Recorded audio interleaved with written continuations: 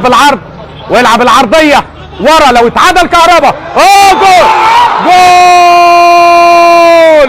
هو مستر كهربا، هو مستر كهربا، يحطها يا ولد، يلقطها من الهوا ويلف ويحطها على طول على يمين عبد المنصف.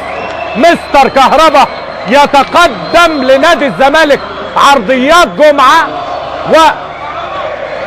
ويحطها في المرمى عشان يتقدم. وقلت لك الزمالك افضل في الدقايق اللي فاتت، وقلت لك كان في روح جديده دبت من بعد خروج او من بعد دخول ايمن حفني. يا كهربا عملها ازاي دي، عملها ازاي؟ مش ممكن، مش ممكن. عادل جمعه والعرضيات يلعبها وكهربا يلقطها بلفه وسط حلوه بركنه احلى على يمين عبد المنصف في الدقيقه 67.